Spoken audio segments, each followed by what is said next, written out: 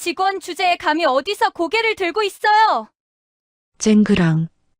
그 순간 웨딩홀 바닥에 샴페인 잔이 산산조각 나버렸습니다.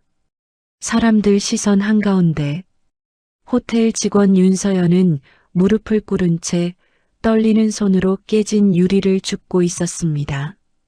날카로운 유리 조각에 손끝이 베었고 붉은 피가 하얀 카펫 위로 천천히 번졌습니다. 그런데 바로 그때였습니다. 국내 최고 호텔 그룹 명예회장 한문희가 갑자기 걸음을 멈췄습니다. 차갑기로 유명한 재벌 회장. 직원들조차 눈도 제대로 못 마주친다는 그 여자의 얼굴이 순식간에 굳어버렸습니다. 문희 시선 끝에는 서연 목에 걸린 작은 은빛달 목걸이가 흔들리고 있었습니다. 툭! 문희 손에서 장갑이 떨어졌습니다. 그리고 다음 순간 모든 사람들이 숨을 삼켰습니다. 재벌 회장이 웨딩홀 한가운데서 고작 호텔 직원 앞에 무릎을 꿇은 겁니다. 그 아이도 문희 눈에서 뜨거운 눈물이 쏟아졌습니다. 그날 저 달을 목에 걸고 있었어. 순간 웨딩홀 전체가 얼어붙었습니다. 그리고 잠시 뒤 문희가 떨리는 목소리로 물었습니다. 혹시 왼쪽 어깨 뒤에 작은 점 있니? 그 말을 들은 서연 얼굴이 새하얗게 질려버렸습니다. 대체 40년 동안 숨겨졌던 그날의 진실은 무엇이었을까요? 그리고 왜 재벌 회장은 호텔 직원을 보자마자 무너져 내린 걸까요? 지금부터 그 믿기 힘든 이야기를 들려드리겠습니다. 이야기 시작하기 전에 잠깐 부탁드립니다. 구독과 좋아요 눌러주시고 알림 설정까지 해주시면 큰 힘이 됩니다. 항상 건강하시고 편안한 시간 되시길 바랍니다. 감사합니다. 직원분, 지금 제 드레스 밟으신 거 아니에요? 날카로운 목소리 하나가 웨딩홀 안의 음악을 갈라놓았습니다. 윤서연은 들고 있던 샴페인 잔 받침을 두 손으로 꼭 붙잡았습니다. 손끝이 하얗게 질렸습니다.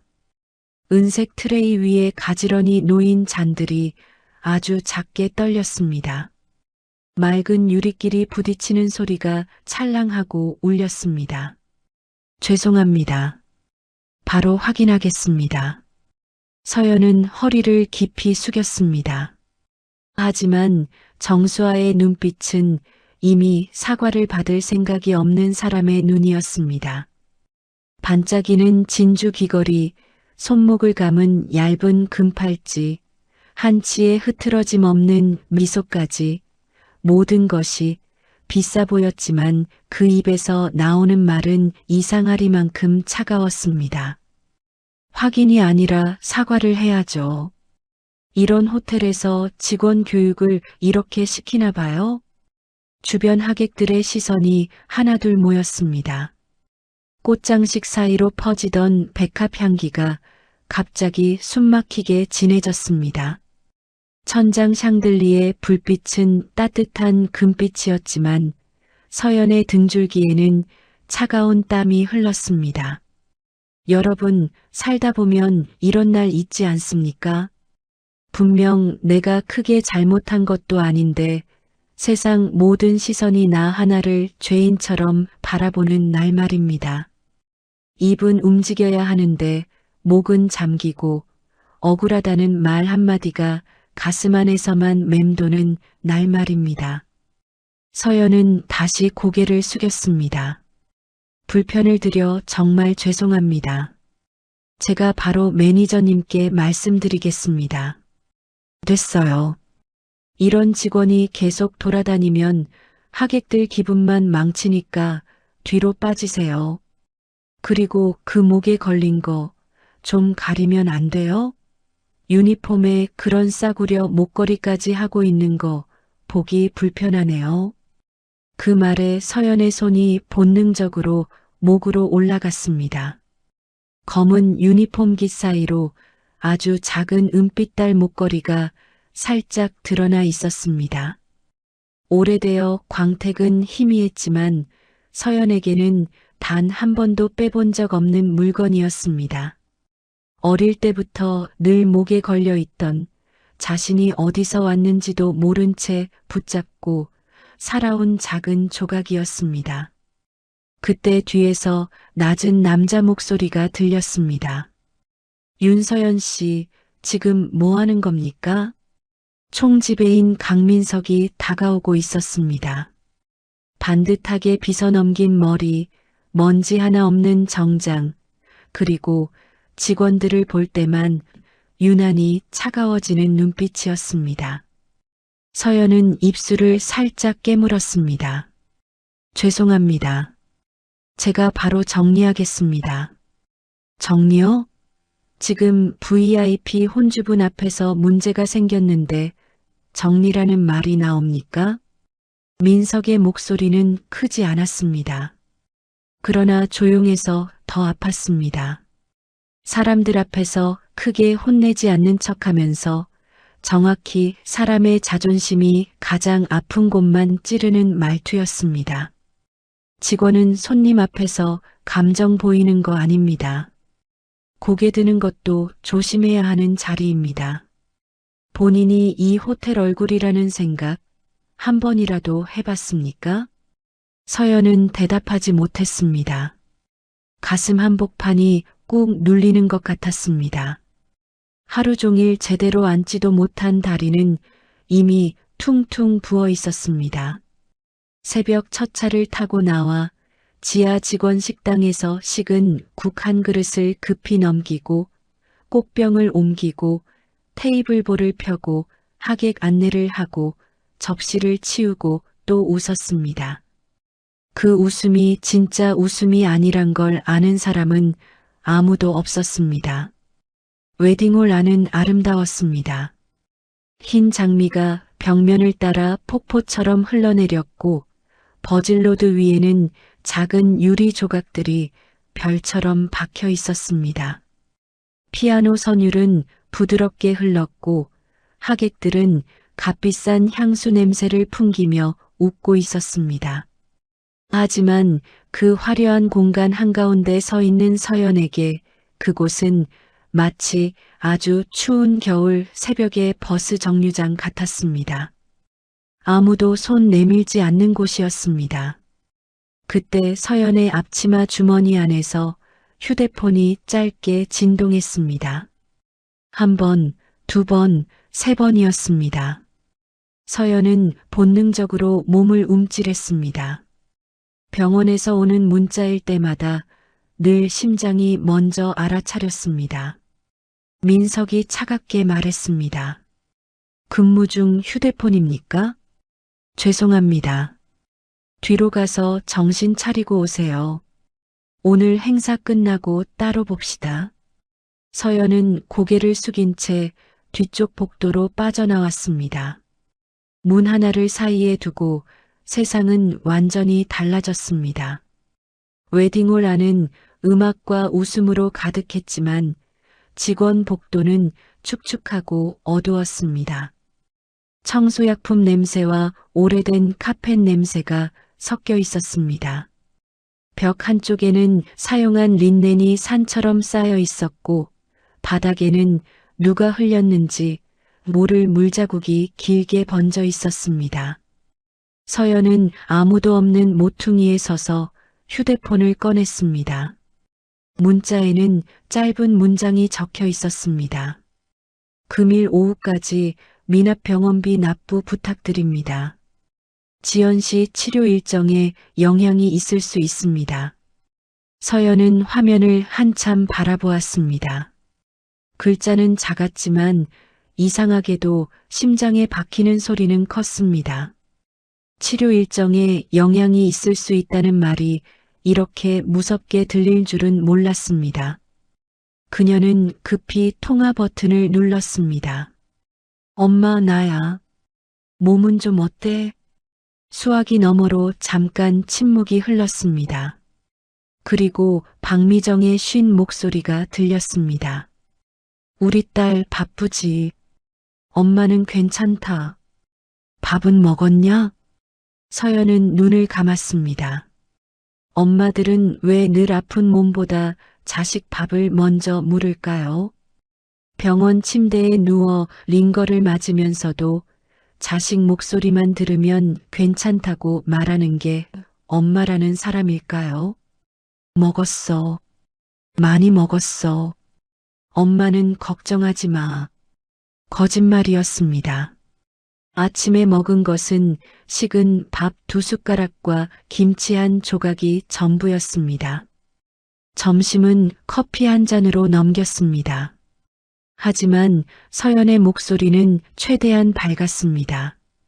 미정이 조심스럽게 물었습니다. 병원에서 문자 갔지? 서연은 입술을 깨물었습니다. 응. 내가 오늘 행사 끝나고 바로 알아볼게. 이번 달 팁도 있고 주말에 추가 근무도 있으니까 괜찮아. 서연아. 응, 엄마. 엄마 때문에 너무 애쓰지 마라. 사람은 언젠가 다 늙고 다 아프다. 내 인생까지 엄마 병원 침대 옆에 묶어두면 안 된다. 그 말에 서연의 눈가가 붉어졌습니다. 복도 형광등은 희미하게 깜빡였고 그 빛 아래 서연의 그림자는 유난히 길고 외로워 보였습니다. 그런 말하지 마. 나 엄마밖에 없어. 수화기 너머에서 미정이 작게 숨을 들이마셨습니다. 울음을 삼키는 소리였습니다. 엄마도 너밖에 없다. 그러니까 더 미안하다. 서연은 대답하지 못했습니다. 목구멍에 뜨거운 것이 걸렸습니다. 울면 안 되었습니다. 지금 울면 눈이 붓고 눈이 부으면 다시 혼날 것이었습니다. 직원은 손님 앞에서 감정 보이는 거 아니라고 방금 들은 말이 아직 귓속에서 차갑게 돌고 있었습니다. 그때 무전기에서 다급한 목소리가 터졌습니다. 웨딩홀 B구역, 음료 부족합니다. 윤서연 씨 어디 있습니까? 서연은 급히 손등으로 눈가를 눌렀습니다. 엄마, 나 다시 들어가야 해.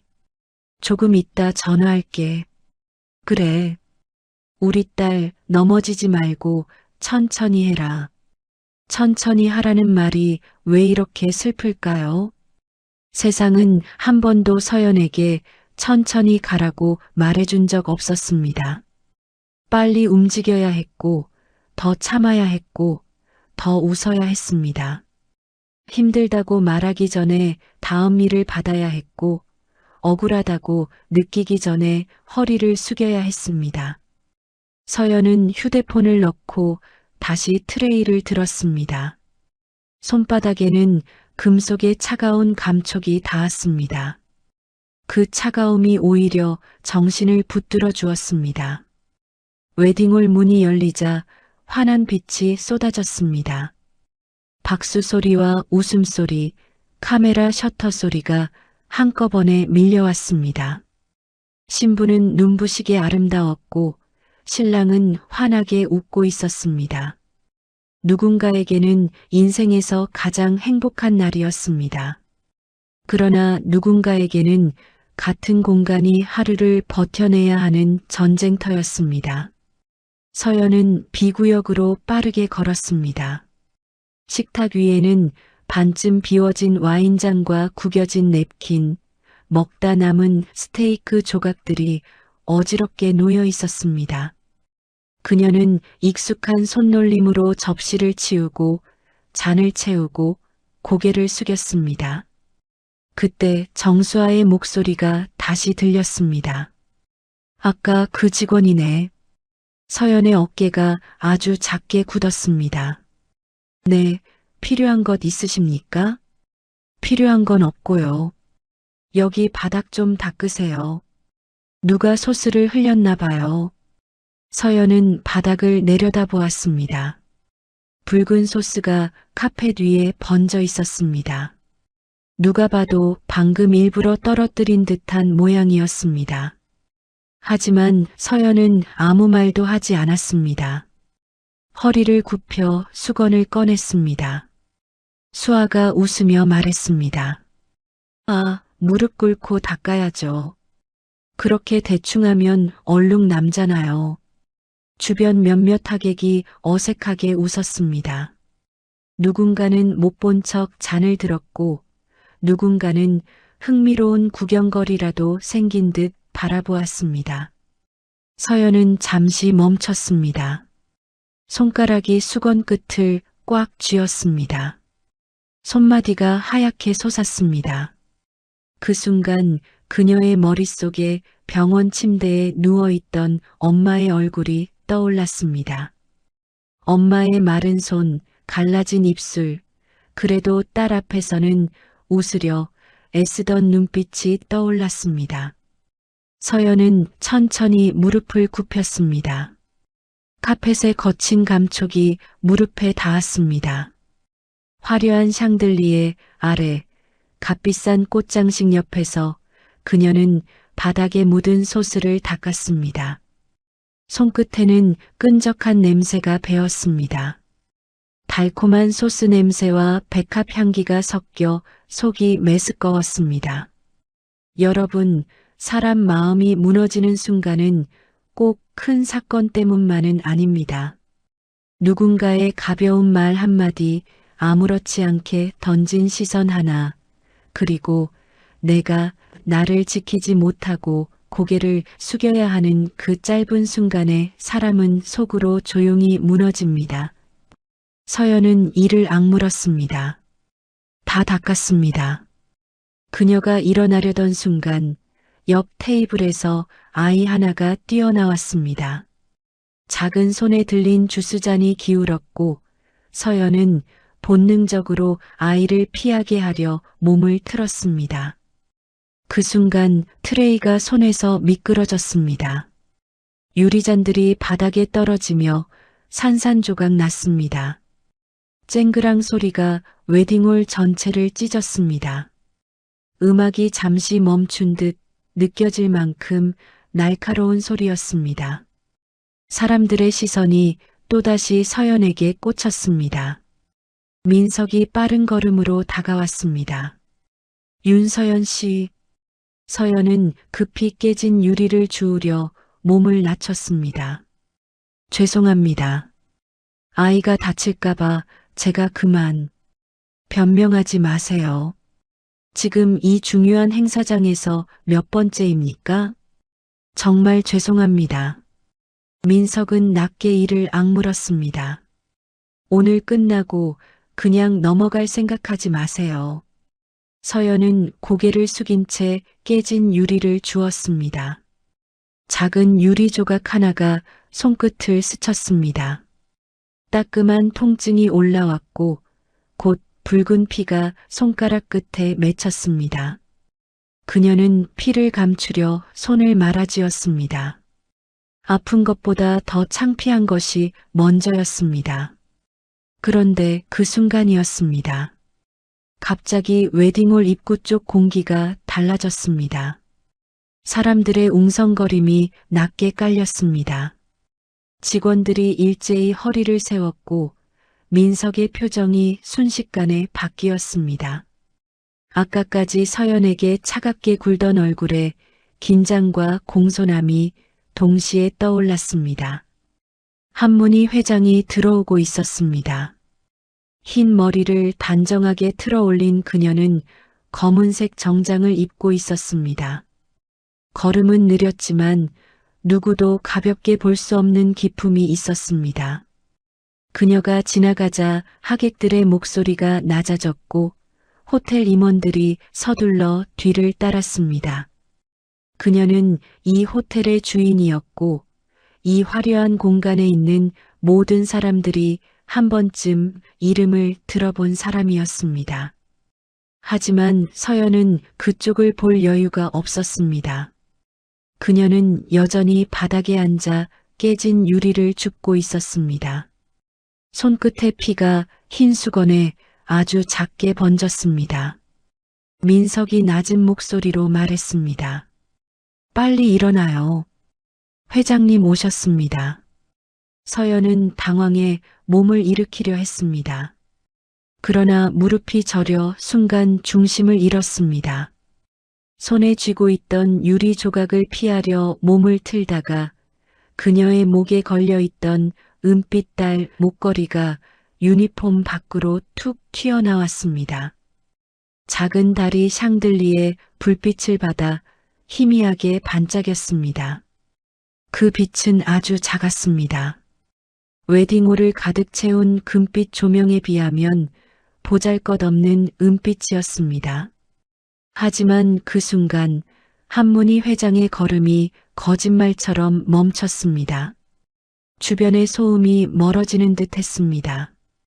박수 소리도 웃음소리도 접시 부딪히는 소리도 한 겹의 유리병 너머로 물러났습니다.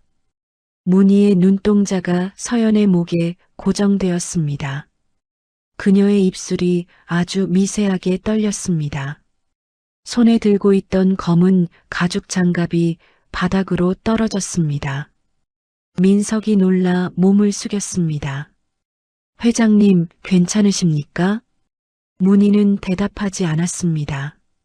그녀의 눈은 오직 그 작은 달 목걸이에만 머물러 있었습니다. 수십 년 동안 굳게 닫아둔 기억의 문이 그 은빛 하나에 금이 가는 것처럼 보였습니다. 그녀의 얼굴에서 피가 빠져나갔습니다.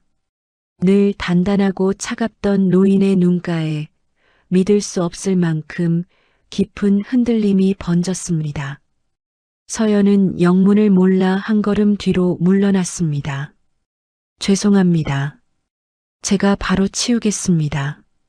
그 말에 문희의 시선이 천천히 서연의 얼굴로 올라왔습니다.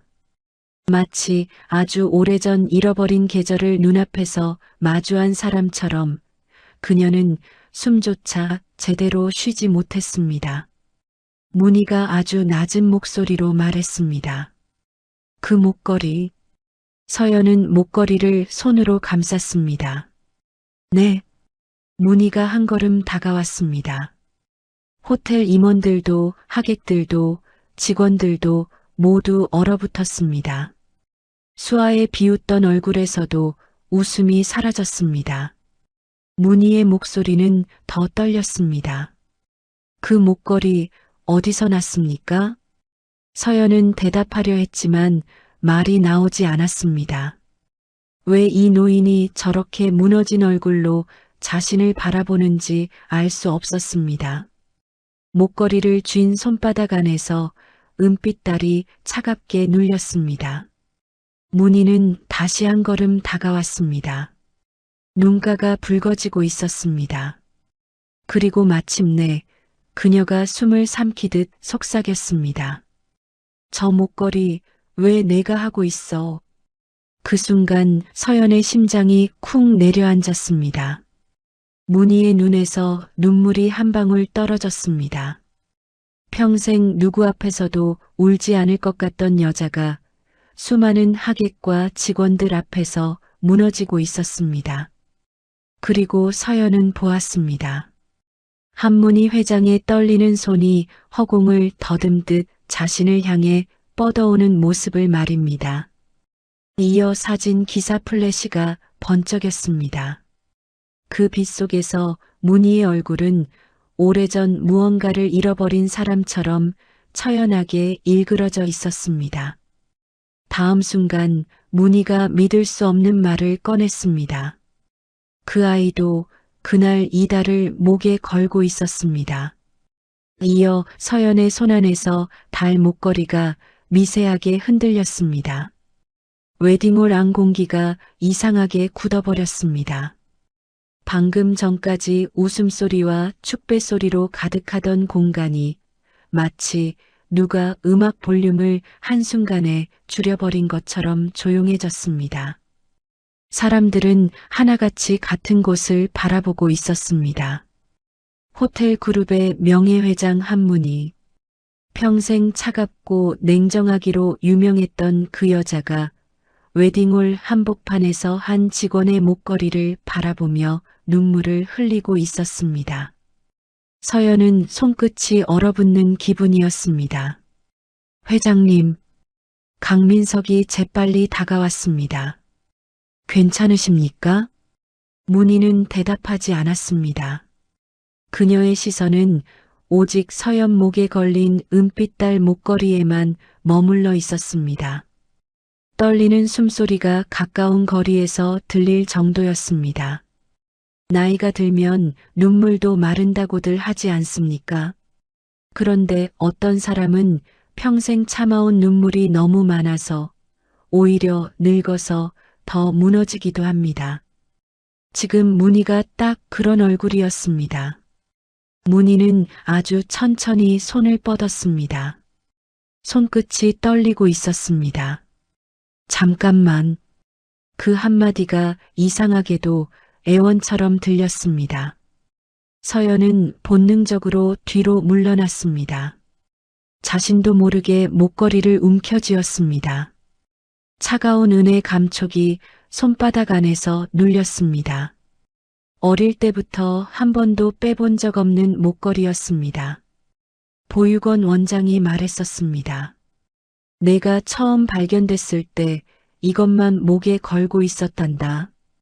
그게 전부였습니다. 누가 줬는지, 왜 걸려 있었는지 아무도 몰랐습니다. 그런데 지금 이 재벌 회장은 마치 죽은 사람을 다시 본 표정으로 그 목걸이를 바라보고 있었습니다. 정수아가 작게 속삭였습니다. 저 직원 뭐야 지금? 옆에 있던 혼주가 낮게 말했습니다. 회장님 상태 이상하신 거 아니에요? 민석이 다급히 주변 직원들에게 손짓했습니다. 다들 시선 분산시키세요. 행사 분위기 깨지 않게 하고. 하지만 이미 늦었습니다. 하객들의 시선은 모두 문희와 서연에게 쏠려 있었습니다. 누군가는 휴대폰을 슬쩍 들어 사진을 찍었고 누군가는 믿을 수 없다는 얼굴로 서로 귓속말을 주고받았습니다. 그때였습니다. 문희가 갑자기 비틀거렸습니다. 회장님, 비서와 민석이 동시에 팔을 붙잡으려 했지만 문희는 그 손을 밀어냈습니다. 그리고 다음 순간이었습니다. 툭! 문희의 무릎이 웨딩홀 바닥에 닿았습니다. 사람들이 숨을 삼켰습니다. 서연도 얼어붙었습니다. 국내 최고 호텔 그룹의 명예회장이었습니다. 대통령도 함부로 대하지 못하는 사람이고 언론에서 철의 여인이라고 부르던 여자였습니다. 그런 사람이 지금 웨딩홀 직원 앞에서 무릎을 꿇고 있었습니다. 문희는 마치 숨조차 쉬기 힘든 사람처럼 떨고 있었습니다.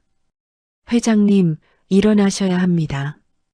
비서가 다급히 말했습니다. 하지만 문희는 듣지 못하는 사람 같았습니다. 그녀의 눈동자는 이미 아주 오래전 과거 어디쯤으로 가 있었습니다. 그 아이도. 문희의 입술이 떨렸습니다.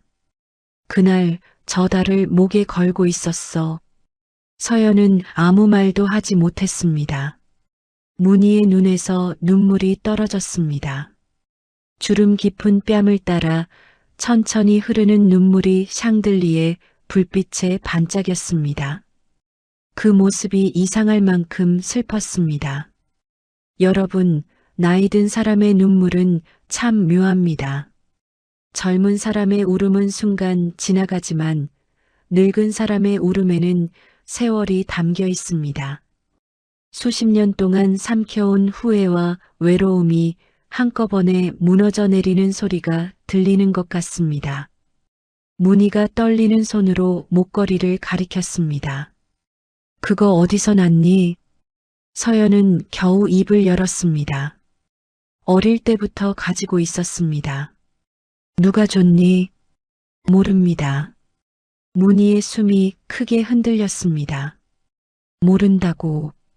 그 짧은 말 속에 믿을 수 없는 충격이 담겨 있었습니다. 서연은 주변 시선 때문에 얼굴이 화끈거렸습니다.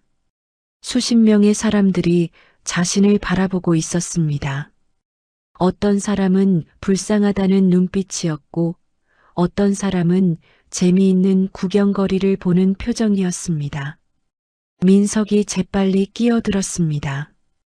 회장님, 일단 자리를 옮기시는 게 좋겠습니다. 문희가 고개를 들었습니다. 그 눈빛이 너무 매서워서 민석조차 순간 입을 다물었습니다. 아무도 움직이지 마. 웨딩홀 전체가 숨을 죽였습니다. 문희는 다시 서연을 바라봤습니다. 이름이 뭐니? 윤서연입니다. 몇 살이지? 서연은 당황했습니다. 32입니다. 문희의 눈썹이 미세하게 떨렸습니다. 마치 머릿속에서 무언가를 계산하는 얼굴이었습니다. 그 순간 문희의 머릿속에는 오래전 기억이 파도처럼 밀려오고 있었습니다. 비 오는 시장 골목이었습니다. 젖은 비닐 천막 아래 어린 여자아이가 까르르 웃고 있었습니다. 엄마, 달이다. 작은 손가락이 밤하늘을 가리켰습니다. 문희는 어린 딸 목에 직접 달 목걸이를 걸어주며 웃었습니다. 우리 딸 길 잃어버리면 안 되니까 엄마가 달 달아줄게. 왜? 다른 길 잃은 사람도 집으로 데려다 준단다. 아이의 웃음소리가 기억 속에서 아주 선명하게 울렸습니다. 그리고 그 다음 기억은 지옥 같았습니다. 시장 안에서 손을 놓친 순간 사람들 사이로 사라지던 작은 뒷모습, 미친 사람처럼 이름을 부르며 뛰어다니던 밤, 비에 젖은 목소리로 경찰서 바닥에 주저앉던 순간, 그리고 끝내 돌아오지 않았던 아이. 문희는 현실로 돌아왔습니다. 눈앞에 있는 서연의 얼굴이 자꾸 그 아이와 겹쳐 보였습니다. 아니라고 생각하려 했습니다. 세상에 그런 기적이 있을 리 없다고 수없이 되뇌었습니다. 하지만 저 달 목걸이는 분명 자신이 직접 만든 것이었습니다. 세상에 단 하나뿐인 목걸이였습니다. 문희는 떨리는 목소리로 말했습니다. 목걸이 뒤를 보여줘. 서연은 조심스럽게 목걸이를 풀었습니다. 체인이 오래되어 작은 금속 소리가 났습니다. 문희의 손이 떨렸습니다. 그녀는 달 펜던트를 뒤집었습니다. 그리고 그 순간 문희의 눈동자가 크게 흔들렸습니다. 작은 흠집 하나가 보였습니다. 초승달 안쪽 끝부분. 40년 전 어린 딸이 넘어지면서 생긴 상처였습니다. 그날 아이는 울면서 말했었습니다. 엄마, 다리 다쳤어. 문희는 손수건으로 목걸이를 닦아주며 웃었습니다. 괜찮아. 엄마가 있잖아. 그 기억이 너무 선명하게 살아났습니다. 문희의 입에서 떨리는 숨이 새어나왔습니다. 맞아. 그녀는 거의 무너지는 사람처럼 중얼거렸습니다. 이건 우리 딸 거야. 주변에서 웅성거림이 커졌습니다. 딸이라고? 설마 실종됐다는 그 아이? 아니, 그게 가능해? 정수아의 얼굴도 굳었습니다. 민석은 식은땀이 흐르는 걸 느꼈습니다. 지금 상황이 얼마나 위험한지 본능적으로 알 수 있었습니다. 언론이라도 들어오면 난리가 날 일이었습니다. 회장님, 비서가 조심스럽게 말했습니다. 일단 VIP룸으로 이동하시죠. 문희는 고개를 저었습니다. 그녀는 서연에게서 눈을 떼지 못했습니다. 마치 눈을 감으면 또 잃어버릴 것 같은 사람처럼 말입니다. 서연은 점점 무서워졌습니다. 회장님, 저 잘 모르겠습니다. 목걸이는 그냥 어릴 때부터 가지고 있던 거고, 저는 부모님 얼굴도 모릅니다. 문희의 눈가가 다시 젖었습니다. 부모 얼굴도 모른다는 말이 칼처럼 꽂혔습니다. 자신이 지켜주지 못했던 세월이 한꺼번에 몰려왔습니다. 차가운 보육원 복도, 혼자 울었을 밤들, 아플 때 엄마를 찾았을 순간들, 생일날 혼자였을 시간들, 그 모든 세월을 생각하자 문희는 숨이 막혔습니다. 미안하다. 그 한마디가 아주 작게 흘러나왔습니다. 서연은 놀란 얼굴로 문희를 바라봤습니다. 네. 문희의 입술이 떨렸습니다. 내가 너무 늦었구나. 그 말을 들은 순간 이상하게도 서연 가슴 한쪽이 먹먹해졌습니다. 처음 보는 노인이었습니다. 그런데 왜 저 목소리가 이렇게 슬프게 들리는지 알 수 없었습니다. 그때였습니다. 문희의 손이 갑자기 가슴 쪽으로 향했습니다. 숨이 거칠어졌습니다. 비서가 다급히 외쳤습니다. 약 가져와. 빨리. 민석이 놀라 뛰어갔습니다. 문희는 숨을 몰아쉬면서도 끝까지 서연 손목을 놓지 않았습니다. 가지마. 그 말이 너무 절박해서 서연은 움직일 수가 없었습니다. 회장님, 일단 병원으로 가셔야 합니다. 하지만 문희는 고개를 저었습니다. 안 돼. 그리고 떨리는 눈으로 서연을 올려다봤습니다. 혹시? 문희의 목소리가 갈라졌습니다. 왼쪽 어깨 뒤에 작은 점 있니? 순간 서연 표정이 굳었습니다. 숨이 멎는 것 같았습니다. 왜냐하면 그 점은 어릴 때부터 자신만 알고 있던 흔적이었기 때문입니다. 서연의 손끝이 미세하게 떨렸습니다. 그리고 문희는 그 반응 하나만으로도 얼굴이 완전히 무너져 내렸습니다. 다음 순간 문희의 눈에서 또다시 뜨거운 눈물이 쏟아졌습니다. 이어지는 순간 웨딩홀 입구 쪽에서 누군가 다급히 뛰어오는 소리가 들렸습니다. 회장님, 큰일 났습니다. 오래된 비서의 얼굴이 새하얗게 질려 있었습니다. 그 사람 소식이 들어왔습니다. 문희의 눈빛이 순식간에 얼어붙었습니다. 마치 절대로 다시 듣고 싶지 않았던 이름을 떠올린 사람처럼 말입니다. 그 사람 소식이 들어왔습니다. 비서의 떨리는 목소리가 웨딩홀 안을 무겁게 눌렀습니다. 한문희의 눈빛이 순식간에 흔들렸습니다.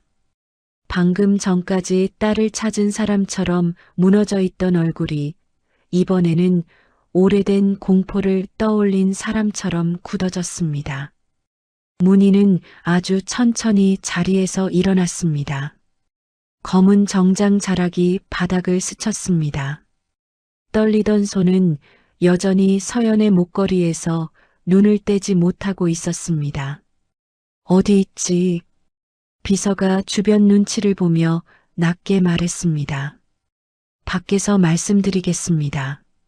민석이 재빨리 주변 직원들에게 손짓했습니다. 행사 계속 진행하세요.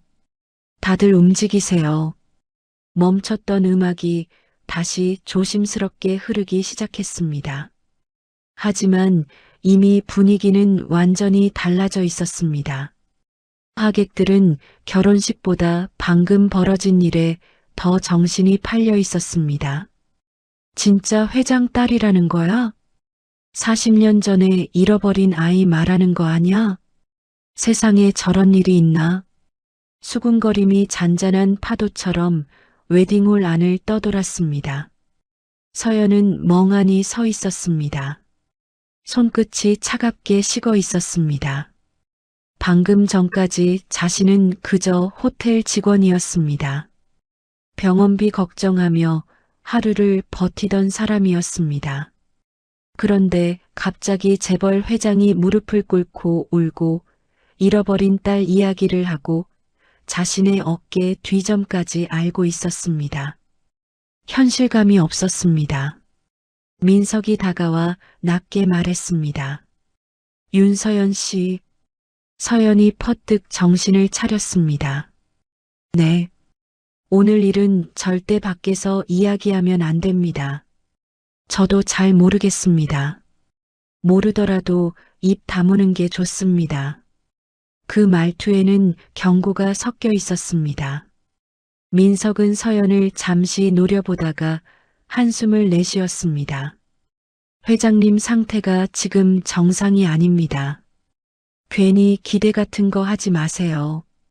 그 말이 이상하게 가슴을 찔렀습니다. 기대? 서연은 지금껏 누군가에게 기대를 걸어본 적이 별로 없었습니다. 사람은 결국 자기 힘으로 버텨야 한다는 걸 너무 일찍 배웠기 때문입니다. 그때였습니다. 멀리서 문희 목소리가 들렸습니다. 서연이도 같이 와. 모두의 시선이 다시 서연에게 쏠렸습니다. 민석 표정이 굳었습니다. 회장님, 행사 중이십니다.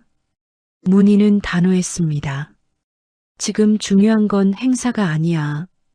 그 말에는 이상할 만큼 절박함이 담겨 있었습니다. 결국 서연은 문희를 따라 호텔 최상층 VIP룸으로 올라갔습니다. 엘리베이터 안은 숨막힐 정도로 조용했습니다. 황금빛 거울 벽면에는 사람들의 얼굴이 흐릿하게 비쳤습니다. 문희는 창백한 얼굴로 숨을 고르고 있었고 비서는 계속 초조하게 손목시계를 확인했습니다. 서연은 자기 손을 내려다봤습니다. 아까 유리에 베인 상처에서 아직도 피가 아주 조금씩 배어나오고 있었습니다. 문희가 그 손을 발견했습니다. 다쳤구나. 그 한마디가 너무 따뜻해서 서연은 순간 당황했습니다. 평생 누군가에게 그런 말을 자주 들어본 적이 없었습니다. 아프냐고 묻는 사람보다 참으라고 말하는 사람이 더 많았습니다. 문희는 가방에서 손수건을 꺼냈습니다. 흰색 손수건 끝에는 작은 은빛달 자수가 놓여 있었습니다. 문희가 조심스럽게 서연 손을 감쌌습니다. 잠깐만 있어봐. 늙은 손이었습니다. 손등에는 세월이 깊게 패여 있었고 손가락 마디는 조금 굽어 있었습니다. 하지만 손길만큼은 이상하리만큼 조심스러웠습니다. 마치 아주 소중한 것을 만지는 사람처럼 말입니다. 서연은 그 손길에 괜히 눈시울이 뜨거워졌습니다. 여러분, 사람 마음이라는 게 참 이상합니다. 거창한 돈이나 선물보다 누군가 내 상처를 보고 괜찮냐고 묻는 말 한마디에 무너질 때가 있습니다. 특히 오래 혼자 버틴 사람일수록 그렇습니다. 엘리베이터 문이 열렸습니다. VIP룸은 호텔 꼭대기에 있었습니다. 두꺼운 카펫이 깔린 복도는 발소리조차 삼켜버릴 만큼 조용했습니다. 창밖으로는 서울 야경이 내려다 보였습니다. 수많은 불빛들이 밤하늘 아래 반짝이고 있었지만 이상하게도 그 빛들이 전부 외롭게 느껴졌습니다. 문희는 소파에 천천히 앉았습니다. 비서가 약을 건넸습니다. 회장님, 약부터 드셔야 합니다. 문희는 약을 삼키면서도 서연에게서 눈을 떼지 못했습니다. 그리고 한참 뒤 아주 낮은 목소리로 물었습니다. 혹시 기억나는 게 하나도 없니? 서연은 조심스럽게 고개를 저었습니다. 저는 보육원에서 자랐습니다.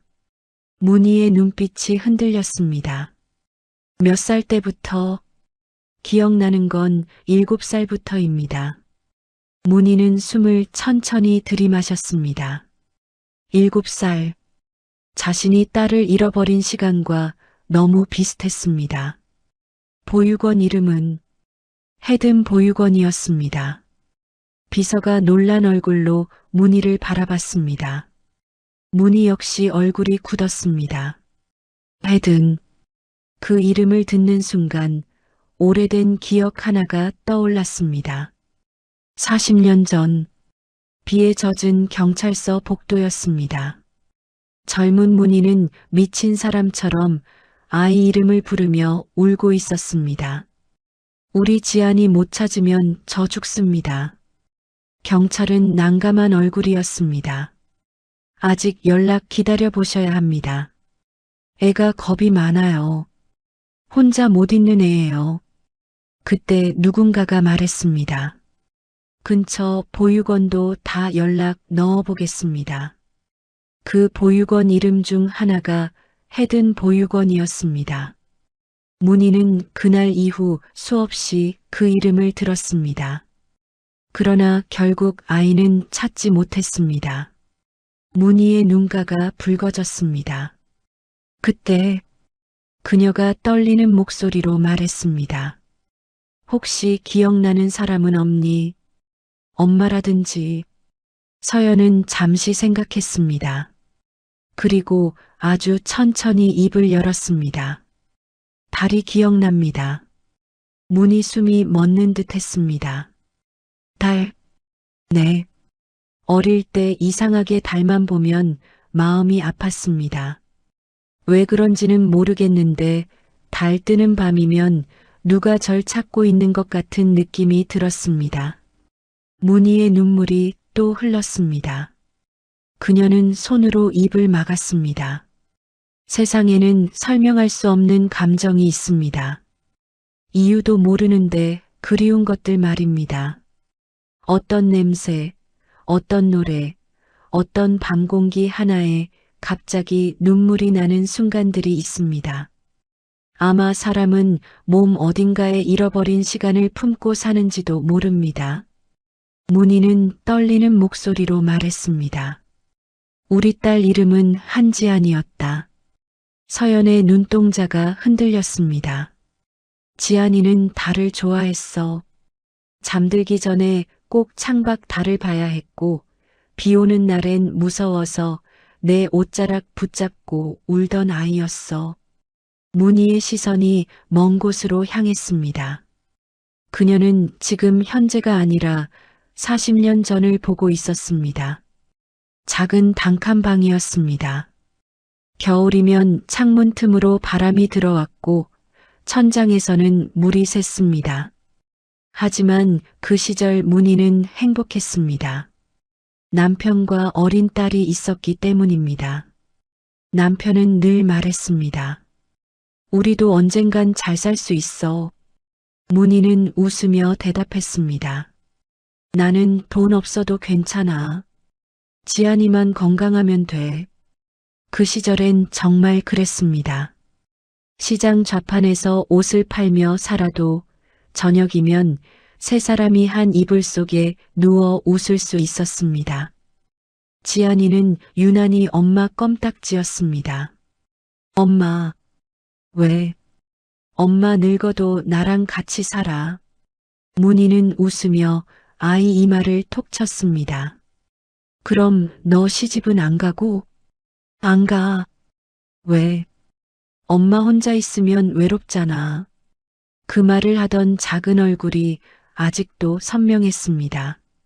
문희 입술이 떨렸습니다. 근데 내가 그 손을 놓쳤어. 그 순간 방안 공기가 무겁게 가라앉았습니다. 문희는 두 손으로 얼굴을 감쌌습니다. 딱 한순간이었다. 시장에서 사람이 몰렸고 잠깐 고개 돌린 사이에 아이가 없어졌어. 그날의 기억은 아직도 악몽 같았습니다. 비냄새, 젖은 시장 바닥, 사람들 발에 치이며 아이 이름을 부르던 목소리, 미친 사람처럼 뛰다가 넘어졌던 골목, 그리고 아무리 불러도 대답하지 않던 딸. 문희는 흐느끼듯 말했습니다. 그날 이후 난 단 하루도 편하게 잠든 적이 없어. 서연은 가슴이 먹먹해졌습니다.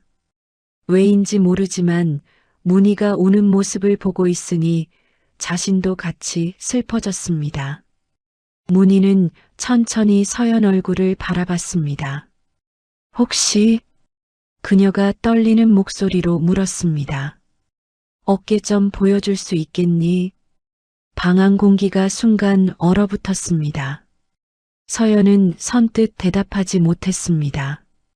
그 점은 어릴 때부터 이상하게 숨기고 싶던 흔적이었습니다. 보육원 아이들이 놀리기도 했고 괜히 남들과 다른 표시 같아서 늘 감추고 살았습니다. 문희는 거의 숨을 참은 얼굴이었습니다. 한 번만. 서연은 천천히 유니폼 깃을 내렸습니다. 왼쪽 어깨 뒤 작은 달 모양 점이 보였습니다. 그 순간 문희의 얼굴이 완전히 무너졌습니다. 지아나. 갈라진 목소리가 방 안에 울렸습니다. 문희는 떨리는 손으로 입을 막았습니다. 눈물이 멈추지 않았습니다. 마치 40년 동안 얼어있던 시간이 한순간에 녹아내리는 것 같았습니다. 서연은 심장이 미친 듯 뛰었습니다. 그런데 바로 그때였습니다. 문 밖에서 누군가 다급하게 외쳤습니다. 회장님. 비서 얼굴이 새하얗게 질려 있었습니다. 박미정 씨가 여기로 오고 있습니다. 문희 눈빛이 순간 싸늘하게 굳었습니다. 누가 알려줬지? 비서는 대답하지 못했습니다. 그리고 그 순간 문희는 직감했습니다. 40년 전 자신의 딸을 사라지게 만든 그날의 진실이 이제 망문을 열기 시작했다는 걸 말입니다. 문 밖 복도에서 거친 숨소리가 들렸습니다. 탁! VIP룸 문이 열리자 차가운 복도 공기가 안으로 밀려 들어왔습니다. 병원복 위에 얇은 가디건 하나만 걸친 박미정이 문 앞에 서 있었습니다. 얼굴은 창백했고 머리는 급하게 묶고 나온 듯 흐트러져 있었습니다. 숨을 몰아쉬는 모습이 금방이라도 쓰러질 사람 같았습니다. 엄마. 서연이 놀라 달려갔습니다. 왜 여기까지 왔어? 병원에 계셔야지. 미정은 서연 손을 꽉 붙잡았습니다. 손이 얼음장처럼 차가웠습니다. 너 괜찮냐? 나는 괜찮아. 그런데 엄마는 어떻게 여기까지? 미정은 대답하지 못했습니다. 대신 천천히 고개를 들어 한문희를 바라봤습니다. 그리고 그 순간 두 노인의 눈빛이 허공에서 부딪혔습니다. 말보다 먼저 오래된 시간이 흔들렸습니다. 문희 얼굴이 굳었습니다. 당신이었군. 미정 입술이 떨렸습니다. 회장님. 그 호칭 하나에 서연은 숨이 막혔습니다. 마치 두 사람이 오래전부터 서로를 알고 있었던 것처럼 들렸기 때문입니다. 문희가 천천히 자리에서 일어났습니다. 왜 이제 나타났지? 목소리는 조용했지만 서늘했습니다. 미정은 고개를 떨궜습니다. 죄송합니다. 지금 나한테 죄송하다는 말이 나와? 순간 공기가 무겁게 가라앉았습니다. 서연은 두 사람 얼굴을 번갈아 바라봤습니다. 심장이 빠르게 뛰었습니다. 지금 이 방 안에서 자기만 아무것도 모르는 사람 같았습니다. 문희가 떨리는 숨을 삼켰습니다. 당신. 눈빛이 흔들렸습니다. 그동안 알고 있었던 거야? 미정 눈가가 붉어졌습니다. 처음엔 몰랐습니다. 그럼 언제부터 알았지? 미정은 대답 대신 천천히 가방 안에서 낡은 손수건 하나를 꺼냈습니다. 아주 오래된 분홍색 손수건이었습니다. 세월에 닳아 색이 발해 있었고 모서리 한쪽에는 작은 달 자수가 놓여 있었습니다. 문희 손끝이 떨렸습니다. 그 손수건 역시 자신이 직접 만든 것이었기 때문입니다. 40년 전 어린 딸 생일날 밤새 바느질해서 만들었던 손수건이었습니다. 문희 입술이 파르르 떨렸습니다. 어디서? 미정 목소리가 갈라졌습니다. 그날 밤이었습니다. 방 안이 조용해졌습니다. 창밖 야경 불빛만 희미하게 흔들렸습니다. 미정은 아주 천천히 과거를 꺼내기 시작했습니다. 비가 엄청 왔습니다. 천둥이 치고 시장 바닥은 다 잠기고 사람들은 정신없이 뛰어다녔습니다. 그날 미정은 시장 근처 허름한 국밥집에서 일하고 있었습니다. 남편은 일찍 죽었고 어린 아들을 병으로 잃은 뒤였습니다. 세상에 혼자 남겨진 기분으로 살아가던 시절이었습니다. 가게 문 닫고 집에 가는데 골목 끝에서 애 우는 소리가 들렸습니다. 아주 작은 울음소리였습니다. 비바람에 거의 묻힐 만큼 약한 소리였습니다. 하지만 이상하게 그 울음이 자꾸 귀에 밟혔습니다. 미정은 골목 안으로 들어갔습니다. 비냄새와 흙탕물 냄새가 진동했습니다. 깨진 우산 하나가 바람에 굴러다녔고 가로등 불빛은 희미하게 깜빡이고 있었습니다. 그리고 그곳에 작은 여자아이가 웅크리고 앉아 있었습니다. 빗물에 흠뻑 젖은 채 울고 있었습니다. 목에는 은빛달 목걸이가 걸려 있었습니다. 문희 눈가가 붉어졌습니다. 머릿속에 잃어버린 딸 모습이 겹쳐졌습니다. 미정은 떨리는 목소리로 말을 이었습니다. 처음엔 경찰에 데려가려 했습니다. 그런데 그 순간 미정 얼굴이 굳었습니다. 뒤에서 누가 뛰어오는 소리가 들렸습니다. 방 안 공기가 순간 차갑게 식었습니다. 서연도 숨을 삼켰습니다. 검은 우산 쓴 남자 둘이었습니다.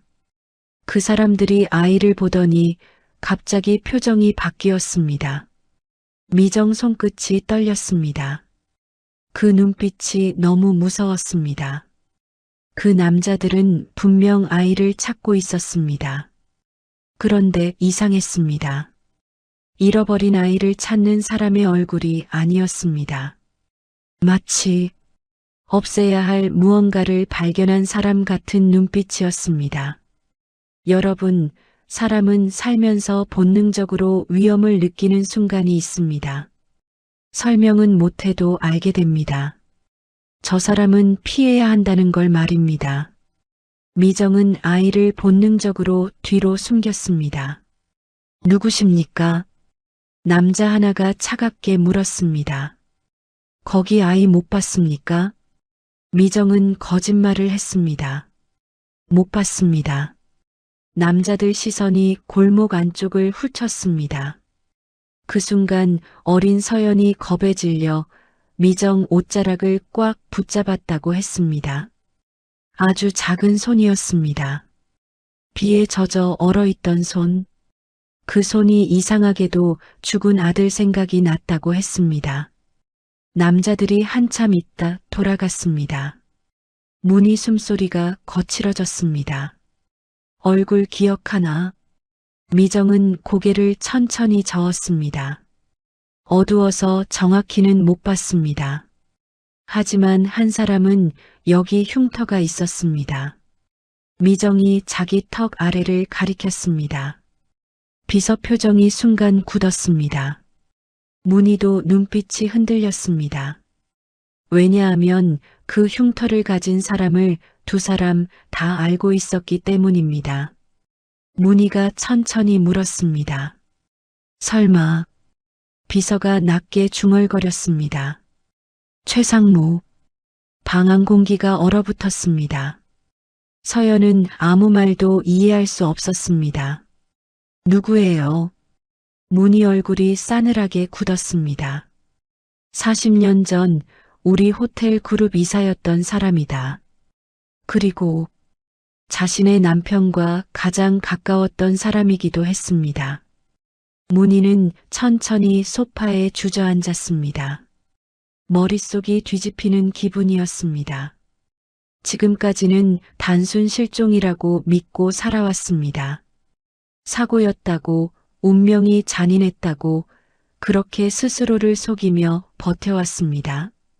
그런데 누군가 의도적으로 딸을 데려갔다면 그건 전혀 다른 이야기였습니다. 문희 손이 떨렸습니다. 왜? 갈라진 목소리가 흘러나왔습니다. 왜 우리 아이를? 비서가 낮게 말했습니다. 그 시절 회장님 남편께서 지분 문제로 최상무와 크게 부딪히셨습니다. 문희 눈빛이 흔들렸습니다.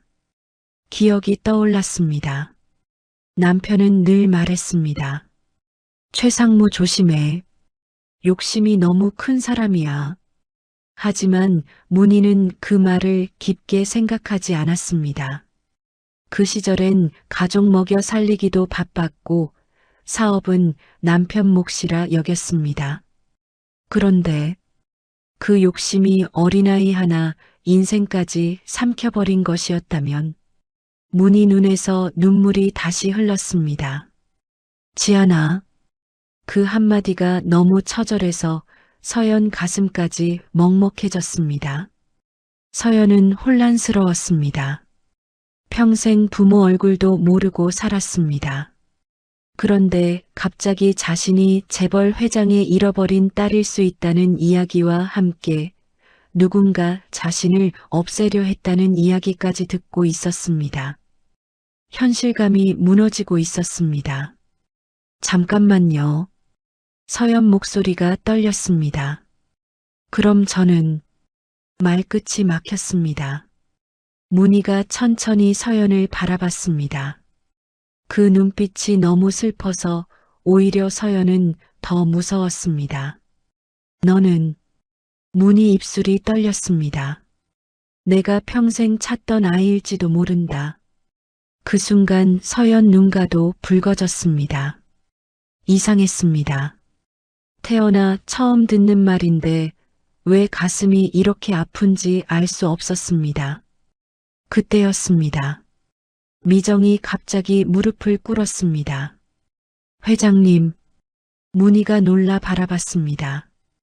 무슨 짓입니까? 미정은 울먹이며 고개를 숙였습니다. 죄송합니다. 정말 죄송합니다. 왜 당신이 사과하지? 미정 어깨가 떨렸습니다. 처음엔 정말 몰랐습니다. 그냥 버려진 아이인 줄 알았습니다. 눈물이 바닥으로 떨어졌습니다. 그런데 시간이 지나면서 알게 됐습니다. 아이 목걸이도 이상했고 사람들 눈을 피해 살아야 하는 것도 이상했습니다. 문희 얼굴이 굳었습니다. 그런데 왜 말 안 했지? 미정은 흐느꼈습니다. 무서웠습니다. 방 안이 조용해졌습니다. 그 사람들 눈이 아직도 기억납니다. 아이를 찾는 눈이 아니었습니다. 죽이려는 눈이었습니다. 미정은 손으로 얼굴을 감쌌습니다.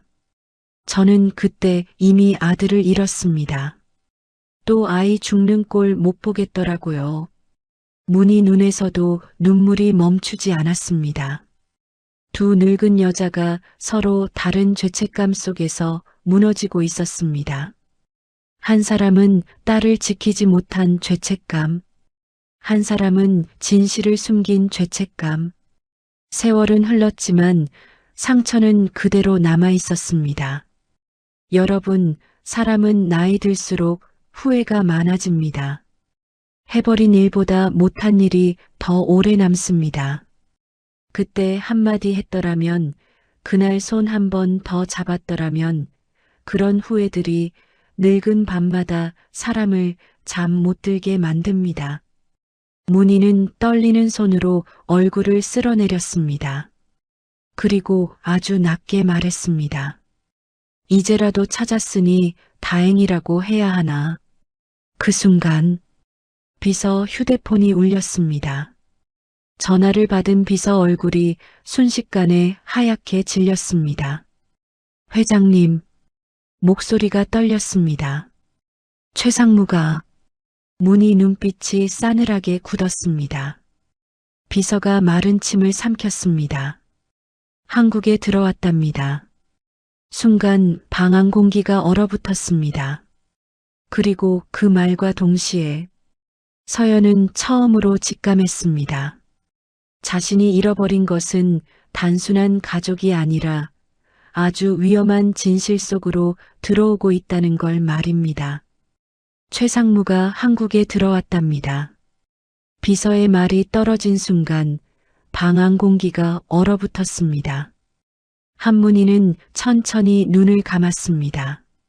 마치 가장 두려워하던 악몽이 끝내 현실이 된 사람 같았습니다.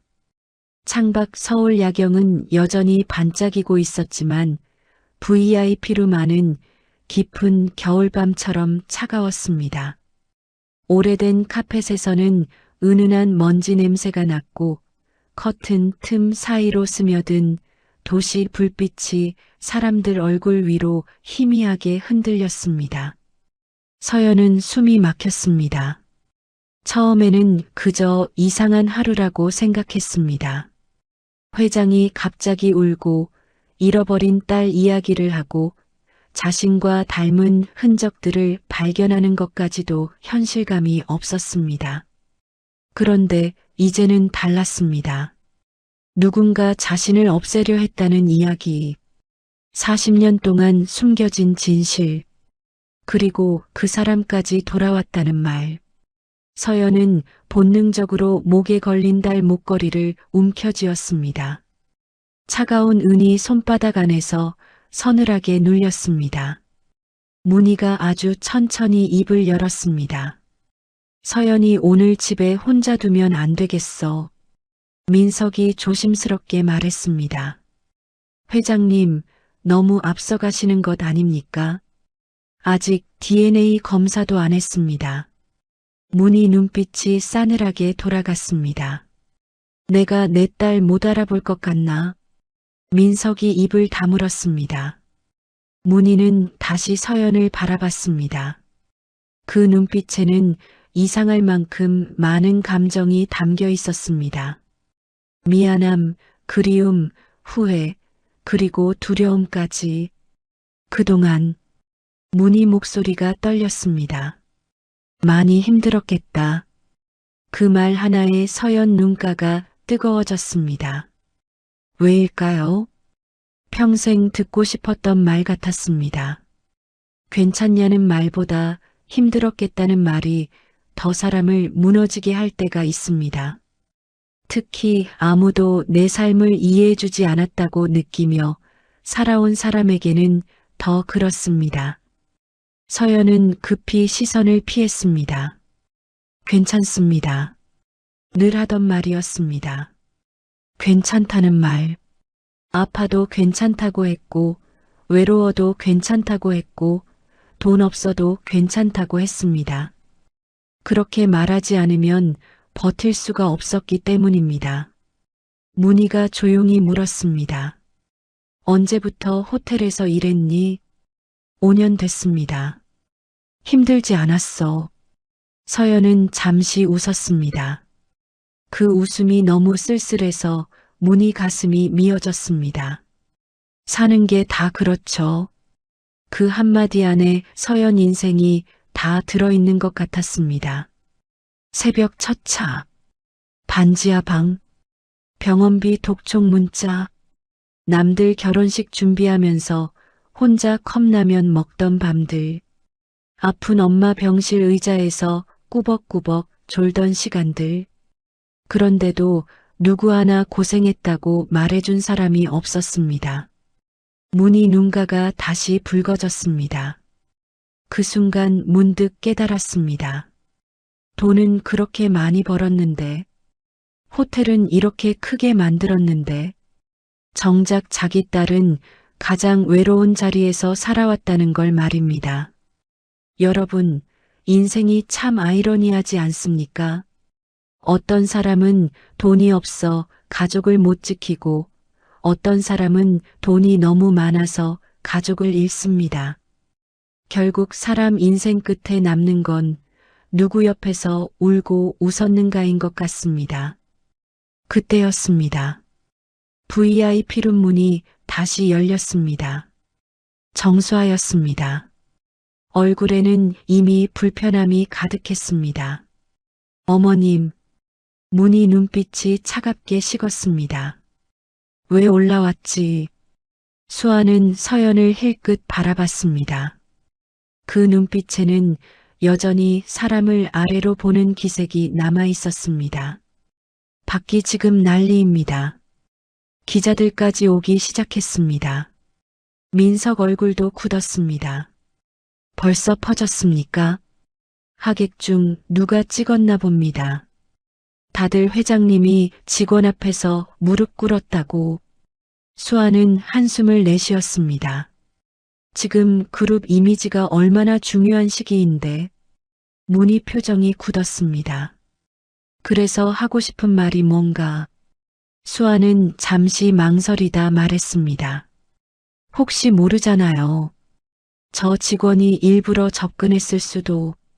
순간 방 안 공기가 얼어붙었습니다. 서연 얼굴이 하얗게 질렸습니다. 미정이 떨리는 목소리로 말했습니다. 그런 말 함부로 하지 마세요. 수아는 차갑게 웃었습니다. 요즘 세상에 돈 보고 접근하는 사람 얼마나 많은데요. 문희 눈빛이 싸늘하게 변했습니다. 정수아. 목소리는 크지 않았지만 소름 끼칠 만큼 차가웠습니다. 입 조심해. 수아가 입술을 깨물었습니다.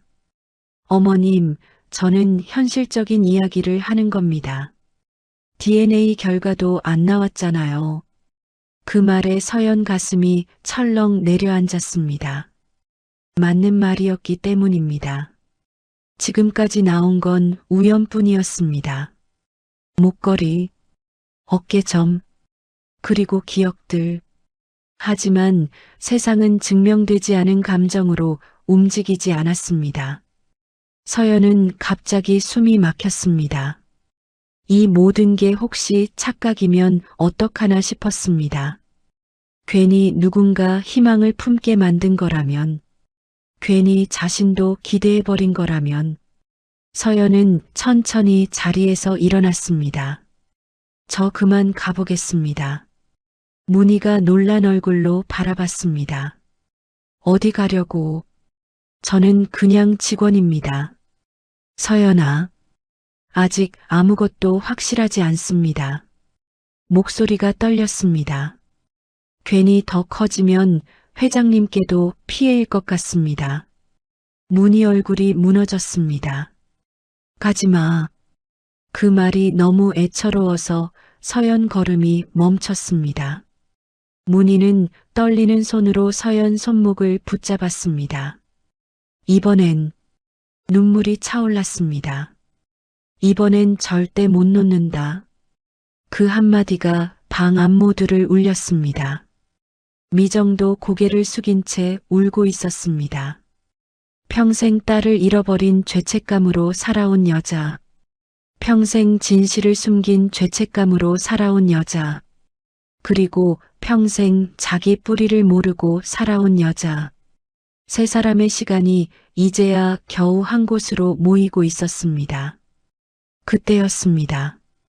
비서 전화가 또 울렸습니다. 전화를 받은 비서 얼굴이 굳었습니다.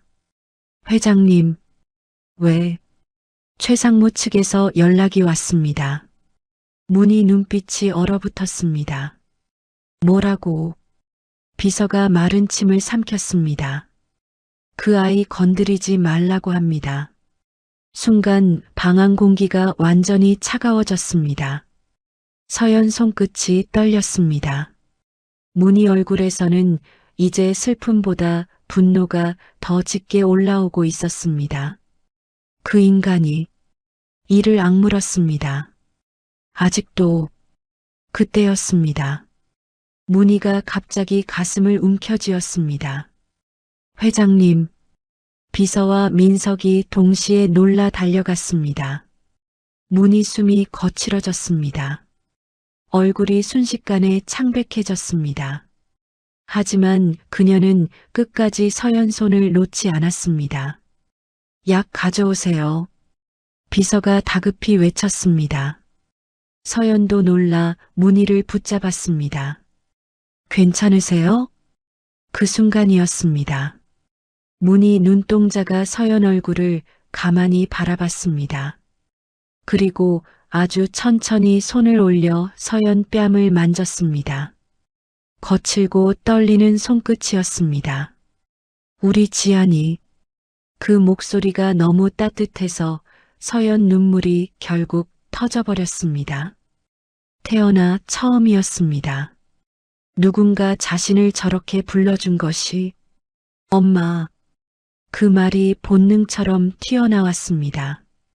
순간 방 안 모두가 숨을 멈췄습니다. 문희 눈에서 뜨거운 눈물이 흘렀습니다. 한 번만. 떨리는 목소리였습니다. 한 번만 더 불러줄래? 서연은 울면서 고개를 끄덕였습니다. 엄마. 그 한마디에 문희가 결국 오열했습니다. 평생 철의 여인이라 불리던 사람이 어린아이처럼 울고 있었습니다. 잃어버린 딸을 다시 찾은 엄마의 울음이었습니다. 창밖에서는 조용히 눈이 내리기 시작했습니다. 하얀 눈발이 서울 밤하늘 아래 천천히 흔들렸습니다. 문희는 떨리는 품으로 서연을 꼭 끌어안았습니다. 마치 다시는 놓치지 않겠다는 사람처럼 말입니다. 그리고 그 순간 서연 목에 걸린 작은 달 목걸이가 두 사람 사이에서 조용히 흔들리고 있었습니다. 마치 아주 오랜 시간이 지나서야 길 잃은 사람을 집으로 데려온 것처럼 말입니다. 이렇게 끝난 줄 알았던 그날 밤. 하지만 아무도 몰랐습니다. 호텔 건너편 검은 차량 안에서 턱 아래 긴 흉터를 가진 노인이 조용히 VIP룸 창문을 바라보고 있었다는 걸 말입니다. 그 남자가 아주 천천히 입꼬리를 올렸습니다. 겨우 찾았군. 차창 밖 눈발이 점점 거세지고 있었습니다. 며칠 뒤 한문희와 서연의 DNA 검사 결과가 나왔습니다. 결과는 친자 일치였습니다. 문희는 결과지를 붙잡은 채 한동안 아무 말도 하지 못했습니다. 그리고 끝내 참았던 눈물을 터뜨렸습니다. 엄마가 너무 늦었구나. 서연 역시 울면서 문희를 안았습니다. 하지만 문제는 끝나지 않았습니다. 최상무는 자신이 했던 일을 끝까지 부인했습니다. 그러나 문희는 포기하지 않았습니다. 40년 전 자료와 기록들을 다시 파헤쳤고 결국 당시 돈을 받고 아이를 빼돌리려 했던 사람들의 진술까지 확보하게 됩니다. 모든 진실이 밝혀진 날, 최상무는 조용히 경찰에 연행됐습니다. 그날 밤 문희는 처음으로 호텔 옥상에 올라 술 대신 따뜻한 차를 마셨습니다. 그리고 옆에는 서연이 있었습니다. 엄마. 그 한마디에 문희는 다시 눈시울이 붉어졌습니다. 왜? 이제 달 보면 안 외로울 것 같아. 문희는 떨리는 손으로 딸 손을 꼭 잡았습니다. 서울 밤하늘 위로 둥근 달이 떠 있었습니다. 40년 동안 길을 잃었던 작은 달 하나가 이제야 제자리를 찾은 것처럼 말입니다. 여러분, 인생은 참 늦게 오는 선물도 있는 것 같습니다. 그래도 너무 늦지 않게 오늘 사랑하는 사람 손 한번 꼭 잡아주시기 바랍니다.